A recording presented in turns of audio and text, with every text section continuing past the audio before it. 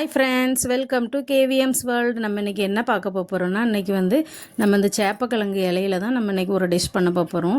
அதுக்கு நான் சேப்பக்கிழங்கு இலை எடுத்திருக்கேன். இதில் இப்படி நரம்பு மாதிரி இருக்கும். நம்ம அதை கொஞ்சம் வெட்டி எடுத்துக்கிடணும்.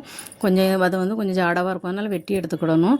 அதுக்கப்புறம் இதில் நான் புளி கொஞ்சம் ஒரு நெல்லிக்காய் சைஸ் அளவில் புளி எடுத்து அதுக்கப்புறம் கொஞ்சம் ஒரு இன்ச் அளவு இஞ்சி, அதுக்கப்புறம் 4 பச்சை மிளகாய், ஒரு 4 பல் பூண்டு அரைச்சி பேஸ்ட்டாக வச்சுருக்கேன்.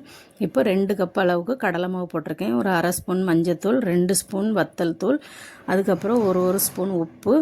அப்புறம் நம்ம இன்னும் இது கூட மசாலா சேர்க்கணும். அதுக்கு 1/4 ஸ்பூன் போல் சீரகத்தூள், அதுக்கப்புறம் ஒரு 1/2 ஸ்பூன் மல்லித்தூள், திரும்ப ஒரு 1/2 ஸ்பூன் கரம் மசாலா. இதை இவ்வளவும் சேர்த்துக்கிடணும். கொஞ்சம் நல்லா உரப்பாக இருந்தால் தான் நல்லாயிருக்கும். அதனால தான் புளி எல்லாமே சேர்த்துருக்கோம். இது கூட வேணுன்னா நீங்கள் கொஞ்சம் இனிப்புக்கு வெல்லம் அப்படி அதுவும் சேர்த்துக்கிடலாம். ஆனால் நான் அன்னைக்கு சேர்க்கலை, வெல்லம் சேர்க்காம தான் செஞ்சுருக்கேன். இப்போ இதை கொஞ்சம் கம்மியாகவே நம்ம தண்ணி ஊற்றி நல்லா மிக்ஸ் பண்ணி எடுத்துக்கிடணும். இந்த அளவுக்கு ரொம்ப தண்ணியெல்லாம் மிக்ஸ் பண்ணக்கூடாது, இந்த அளவுக்கு கட்டியாக இருக்கணும். அப்போ தான் அந்த இலையில நம்ம இந்த ஸ்ப்ரெட் பண்ணி எடுக்கிறதுக்கு நல்லாயிருக்கும். இப்போ இந்த இலையில் உள்ள அந்த நரம்பு எதுக்கு கட் பண்ணியிருக்கேன்னா, அப்போ தான் அந்த இலையை நம்ம ரோல் பண்ண முடியும். இது ரோல் பண்ணணும், அதுக்கு தான். இப்போ நம்ம கட் பண்ணி வச்சுருக்க இலையில் நம்ம அந்த கடலை மாவெல்லாம் போட்டு மிக்ஸ் பண்ணி வச்சுருக்க பேஸ்ட்டு மாதிரி வச்சுருக்கோம்ல, அதை இலையில் ஃபுல்லாக நம்ம எல்லா பக்கமுமே அந்த கடலை மாவுக்குள்ளே பேஸ்ட்டை நம்ம நல்லா எல்லா இடத்துலையுமே நம்ம தடவிடணும். எங்கேயுமே இலை தெரியாமல் நல்லா கடலை மாவு. அதுக்காக கடலை மாவு ரொம்பவும் போடக்கூடாது, இல்லைனா கடலை மாவு டேஸ்ட் ஆயிரும். அதனால் ஓரளவுக்கு அந்த இலை தெரியாத அளவுக்கு அந்த பேஸ்ட்டை நல்லா அப்ளை பண்ணிவிட்டு, அதுக்கப்புறம் நம்ம இப்போ எப்படி வச்சோமோ அதுக்கு மாற்றி இன்னொரு இலையை வைக்கணும்.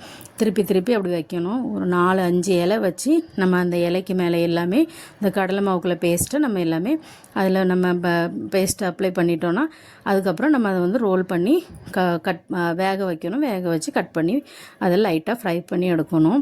இப்போ நான் எல்லா இலையிலையுமே அந்த பேஸ்ட்டு நான் அப்ளை பண்ணிவிட்டு உங்களுக்கு காட்டுறேன் பாருங்கள். அதுக்கப்புறம் இந்த சைடில் இருக்கிறத வேண்டானா கட் பண்ணி எடுத்துக்கலாம். நான் இதை மடித்து தான் விட்ருக்கேன். அப்போ தான் நம்மளுக்கு அது ரோல் பண்ணும்போது கரெக்டாக வரும். அதனால் நான் லைட்டாக அப்படி மடித்து அந்த கடலை மாவு பேஸ்ட்டு அதில் லைட்டாக அப்ளை பண்ணி அப்படியே நான் அதை மடித்து அப்படி ஒட்டிக்கிடும். அது வராது நம்மளுக்கு.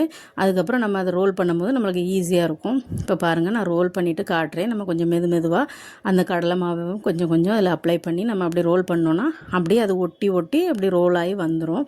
அது பார்க்குறதுக்கும் நல்லாயிருக்கும். நல்லா அது கரெக்டாக அந்த கடலை மாவு இருக்கிறதுனால அது ஒட்டியும் வந்துடும். இப்போ நான் உங்களுக்கு ரோல் பண்ணிவிட்டு எல்லாமே ஃபுல்லாக ரோல் ஆன பிறகு காட்டுறேன் பாருங்கள். ரொம்ப ஈஸி தான், யாருனாலுமே பண்ணிடலாம். இப்போ பாருங்கள், நான் எல்லாமே நல்லா க்ளீனாக ரோல் பண்ணியாச்சு. இப்படி ரோல் பண்ணிவிட்டு இதை நான் ஒரு பிளேட்டில் வச்சுக்கிடுறேன். நம்ம அதுக்கப்புறம் எவ்வளோ இலை இருக்கோ அந்த இலையெல்லாம் ஒன்றுக்கு மேலே ஒன்று வச்சு ஒரு 5-6 இலையை வச்சு இப்படி ரோல் பண்ணி எடுத்துகிட்டு இதை ஆவியில் வேக வச்சு எடுக்கணும். நான் அன்றைக்கி இட்லி பானையில் தான் இதை வேக வச்சு எடுக்க போகிறேன். இப்போ இதை பாருங்கள் வெந்துட்டு, இப்போ இதை எடுத்து ஒரு பிளேட்டில் வச்சுக்கிடுவோம். இதை அதுக்கப்புறம் இனிமேல் நம்ம சின்னதாக ஸ்லைஸாக கட் பண்ணணும். மீடியம் சைஸில் உங்களுக்கு எவ்வளோ சைஸ் வேணுமோ அந்த சைஸ்க்கு கட் பண்ணி எடுத்துக்கோங்க. நான் கொஞ்சம் சின்னதாக தான் கட் பண்ணி எடுத்துருக்கேன்.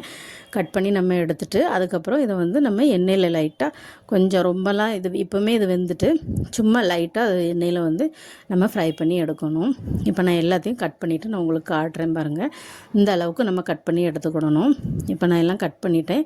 இனிமேல் நம்ம ஒரு தவாவில் கொஞ்சமாக எண்ணெய் ஊற்றி, இதுக்கு அதிகமாக எண்ணெய்லாம் தேவையில்லை, ஒரு 2 ஸ்பூன் எண்ணெய் இருந்தால் போதும். 2 ஸ்பூன் எண்ணெய் ஊற்றி நம்ம எல்லாத்தையுமே கொஞ்சம் லைட்டாக 2 சைடுமே கொஞ்சம் திருப்பி விட்டு நல்லா ஃப்ரை பண்ணி எடுத்துக்கிடுவோம்.